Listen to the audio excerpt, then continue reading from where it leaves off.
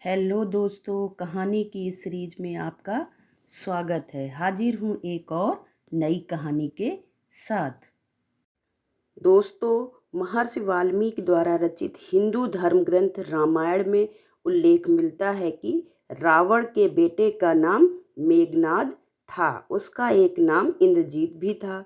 दोनों नाम उसकी बहादुरी के लिए दिए गए थे। दरअसल मेघनाद इंद्र पर जीत हासिल के बाद इंद्रजीत कहलाया और मेघनाद नाम मेघों की आड़ में युद्ध करने के कारण पड़ा। वह एक वीर योद्धा था।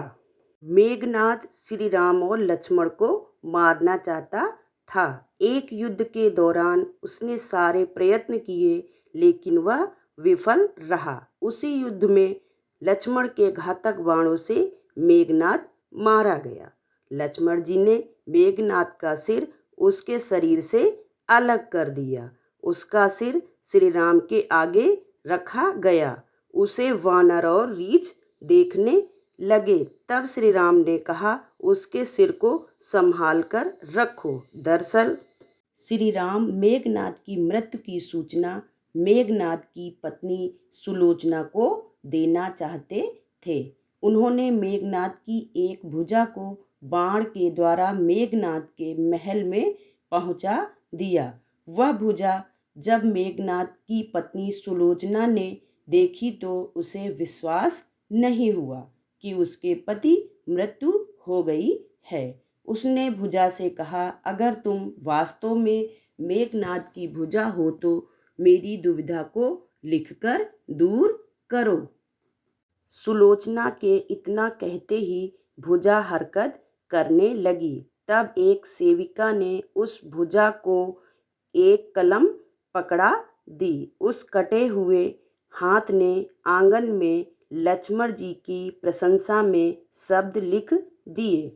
तब सुलोचना इस समाचार को सुनकर रोने लगी। फिर वह रथ में बैठकर रावण से मिलने चल दी। रावण को सुलोचना ने मेघनाद का कटा हुआ हाथ दिखाया और अपने पति का सिर मांगा। सुलोचना रावण से बोली कि अब मैं एक पल भी जीवित नहीं रहना चाहती। मैं पति के साथ ही सती होना चाहती हूँ। तब रावण ने कहा, पुत्री 4 घड़ी प्रतीक्षा करो। मैं मेघनाद का सिर शत्रु के सिर के साथ लेकर आता हूँ। लेकिन सुलोचना को रावण की बात पर विश्वास नहीं हुआ। तब सुलोचना मंदोदरी के पास गई। मंदोदरी ने कहा, तुम राम के पास जाओ, वह बहुत दयालु हैं। सुलोचना तब राम के पास पहुंची तो उसका परिचय विभीषण ने करवाया। सुलोचना ने राम से कहा, हे राम, मैं आपकी शरण में आई हूँ। मेरे पति का सिर मुझे लौटा दें ताकि मैं सती हो सकूं। राम सुलोचना की दशा देखकर दुखी हो गए। उन्होंने कहा कि मैं तुम्हारे पति को अभी जीवित कर रहा हूँ। इस बीच उसने अपनी आप बीती भी सुनाई। सुलोचना ने कहा कि मैं नहीं चाहती कि मेरे पति जीवित होकर संसार के कष्टों को भोगें।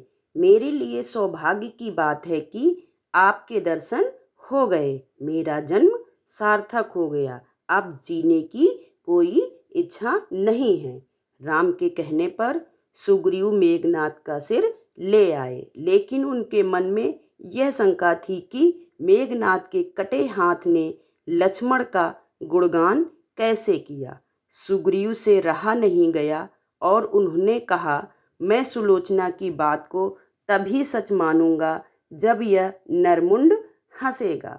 सुलोचना के सतीत्व की यह बहुत बड़ी परीक्षा थी। उसने कटे हुए सिर से कहा, हे स्वामी, जल्दी हंसिए, वरना आपके हाथ ने जो लिखा है उसे ये सब सत्य नहीं मानेंगे। इतना सुनते ही मेघनाद का कटा हुआ सिर जोर जोर से हंसने लगा।